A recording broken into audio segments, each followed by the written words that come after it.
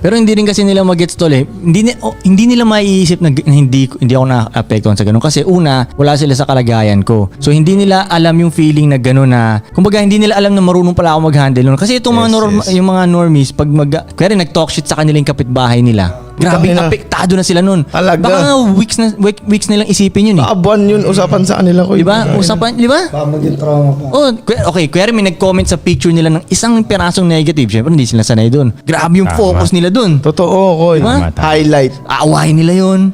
May message nila, magkakasagutan ngayon sila. Then, itatag pa nila yun. tapos talaga mapipikon talaga sila. Basag talaga yung araw na sa isang comment na galing sa taong hindi niya kilala. Baka wala pang profile picture, basag na basag sila doon. Pero sa mga katulad ko, wala na yan. Isipin mo ang politician, tol. Ay talaga. Kung gaano ka kinakain ng politician ang bash. Maning-mani, Koy. Kaya minsan tinitingnan ko yung mga ganong tao eh. Politician nga eh, di ba? Naisip ko nga rin, kahit ano naman din gawin mo talaga, may masasabi yung tao eh. O, like for example, mag-post ka sa social media ng, okay, for example, mag-post ka ng simpleng pagkain. Ano sasabihin nila? May magsasabi nun na, yan na lang pinost mo pa. Mag-post ka naman ng mamahaling pagkain, sabihin, ang yabang mo naman. Yeah. Di ba? Tama. Mag-post ka ng regular life mo, sabihin, ang mediocre naman ng buhay mo. Di ba? Post ka ng auto mong bago, sabihin, hindi naman Lamborghini. Di ba? Tol. So, like, Lahat, shit. tol. Ito, ganito ang mga haters mag-isip, tol ah. Kunyari, kaya mong maglakad sa tubig. Ang sasabihin pa nila, hindi ka kasi marunong lumangoy eh. Damn. Di ba, tol? Yun talaga, kahit ano talaga, Koy, maghahanap hahanap at hahanap talaga.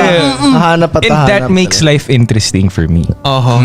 Nice one, Frank. Ganun talaga, tol. Kahit ano talaga eh. Maghahanap sila eh. Kung tayo na nakakapaglakad na nga ako sa tubig eh. Sabihin mo pang hindi ako marunong lumangoy. Sira ba ulo mo? Pero interesting, di ba? Actually, yung pinaka-entertaining parts ng comment section sa'yo ko yung mga haters eh. Kasi Totoo. somehow, some way, they are very creative criticizing people. Di ba? Nabibigyan nila lang talaga ng brain energy and time na bumuo ng ganitong kakaibang hate na, alam mo yun? Galing din. Props to y'all. Skills, bruh. Tayo na mapapaano ka, Frank. Nasabi mo yun? Oh, nahanap mo pa yung butas na yun. Ang galing ah. Nasabi mo pa yun? Oh, galing din. Siguro nandun siya. Teka, wala na akong makita ano. Hindi meron talaga. May babalik bukil. pa niya. Ano pa akong butas? Tsaka ang galing kasi madalas nasa gitna ng podcast natin yung mga nasasabi nilang hate eh. So pinapakinggan din talaga. Tol, totoo. Ang galing, no? Tol, kasi sila Galing kayo. ang haters naman talaga. Ang fans talaga, tol. Hindi, tama plano. Titignan ko ngayon kung ano yung natitirang resources na meron ako. Tapos pag, di ba, isipin ko kung paano ko magagamit yun para makabawi. Okay, ikaw, Ace.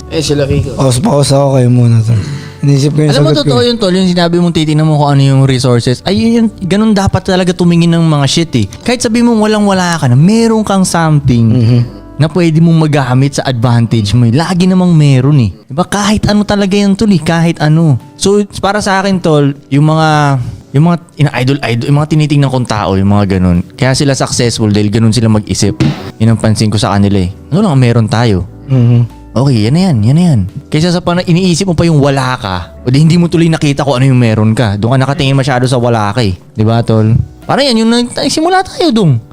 Okay, wala tayong magagandang camera, pero meron tayong parang itong handycam na to. Camcorder. Okay, pwede yan. Minsan nasisira-sira, pero pwede na yan. Kumbaga dati, Basta gumagaan ako eh. Kunyari dati, wala pa kasi magagandang phone dati na may camera, may video. Pero kunyari dati, ganun na. Wala tayong mga camera, pang Cellphone music pa rin video. tayo nun. Cellphone na, atake Talaga, natin. Okay, ito lang meron tayo. Gawa Wala tayong tayong music. studio, kalsada lang meron tayo. Lagi mo yung sinasabi ko eh, kung ano lang meron. Di ba? Kung ano lang meron, Yun gamitin talaga. natin. Okay, hindi tayo makaalis ngayon.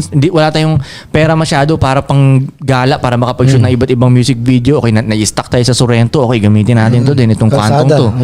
Di ba? O, hindi- Effective naman ko eh. Oh, hindi okay, wala tayong pamorma, hindi natin kayang pormahan yung mga tropa dati para sa music video. Pwede na yan, boy. Magsando ka na lang, nakachinelas. babad ka Pwede na na. yan. Basta meron lang tayong music video na mailabas. Diba? Parang ganun. Kaysa wala. Siyempre, pag nag-record tayo ng kanta, ganun din. Okay, the best na mic to, pero at least makakalabas tayo ng kanta. Walang aircon na studio, pero at least parang ganun lang kung ano lang talaga ang meron kayo. Yung wala ay meron. Yun yung nakakapagpabagal ko. Saan ko ba narinig yun? May narinig akong parang ganun eh. Yung walang paraan, yun nga ang paraan eh. So, something na ganun eh. So parang sa Jeet Kune Do yata yun. Use no way as a way. Parang ganun yun eh. Parang pag gusto mo maraming paraan, pag ayaw maraming dahilan. Yes. Parang ganun. Totoo, parang ganun. Akin, paano mo na i-handle yung mga bashers? sa akin, Hindi mo hinahandle. ang pag-handle ay hindi i-handle. Yun ang Tamang ganun handle. ako mag-handle eh, hindi ko i-handle. Kasi una-una, paano ko i-handle? Titingnan ko ba sila? Sa kabila ng amazing na buhay ko. Di nyo kasi gets yung buhay ko eh. Ang sarap kasi talaga ng buhay ko eh. man. Magulo yung buhay ko. Maraming mga problema, ganyan-ganyan. Pero masarap siya. So para titingnan ko pa yung mga basher sa akin at mag-spend ako ng time sagot-sagutin sila, nakakatamad talaga siya gawin eh. Sino okay, gigising ako umaga, gigisingan ako ng isa sa mga babae ko. Haplusin niya akong dahan-dahan. Daddy, gising na. So, pagmulat kong ganyan, smiley face na agad siya. Yung pala, ang ganda na agad sa umaga eh, di ba? Okay, kakain na. Baba ka dito, nakahanda na yung pagkain. Masarap yung pagkain. Sandyan yung mga girls ko, morning pretty with no makeup. Yung pala, ang ganda ng umaga mo eh. So, titingnan mo yung mga sales mo, tingnan mo yung ganyan, tapos meron akong good friends, tapos meron akong tinitignan na parang future, na parang nakaka-excite, di ba? Na adventure na buhay. Tinitingnan ko yung mga parang goals ko, parang nakaka-excite siyang isipin lagi. Bakit, kumbaga, paano ako makakapag-isip ng bashers kung ang dami kong tinitingnan na nakaka-excite at masarap isipin? Paano yung babasagin ko lang sarili ko? Kaya na makipagsagutan nga ako dito. Sa kabila ng amazing na buhay ko babasagin ko sarili ko. Hindi na.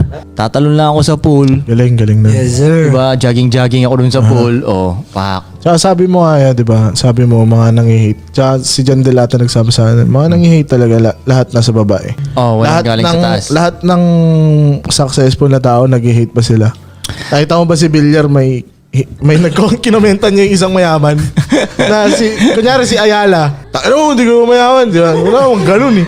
Oo nga. Di ba? Saan nakita ng ganun, di ba? Kasi tuloy yung mga tao yun, malamang amazing din buhay ng mga yun. Oo, Malamang, tsaka- andun yung sila naglalaro ng polo. Alam mo yung polo? Yung may kabayo. Magano-gano ka. Alam naman i-stop niya yun. Hey, wait, Totoo. hindi.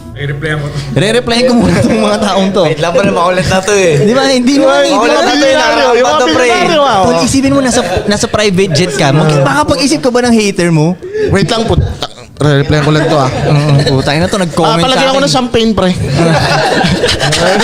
Pag gano'n kang mayaman, palagay ako ng champagne, pre. Replyan ko lang to. Walang ganong, hindi walang ganong successful na tao. Oo, tol. Kaya sabi nga nila, lahat ng mga nangi-hate, lahat yun nasa babae. Mismo. Tsaka tingin ko pag... Tsaka lahat yun ng Sige. parang wala silang oras talaga. Tsaka pag tingin ko pag yan may ginagawa ka, may purpose ka, may mission ka, tapos na-hit mo yung goals mo, parang mag-iiba rin yung mindset mo, hindi ka na rin makaka-relate sa kanila. Tapos maiintindihan mo din, I think maiintindihan mo na hindi mo na dapat i-handle yung mga out of control mo. Parang Okay. pag bumagyo, i-wish mo tumigil yung bagyo o mag-a-adjust ka? Tama, Diba? Hindi tama. naman ma-handle mo ba yung mindset ng mga yon? Diba? Tama, Palagan tama. mo sila sa comments. Tama. Hindi, ganito yung hindi naman sila magbabago eh. Diba? They're part of the balance. Diba? Someone's Tama. gotta hate. Tama.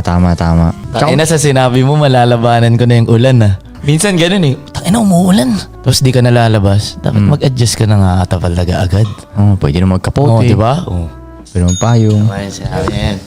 May nagkwento sa akin nun na parang kung magkaibigan kayo na ang pinag-uusapan nyo talaga lagi is solusyon at adjustment, malayo yung mararating nyo eh. Kasi for example, magkaibigan tayo, may car wash ako, may ice cream ka. Okay, so halimbawa, Tapos maulan. Kunyari maulan. Oo, di ba?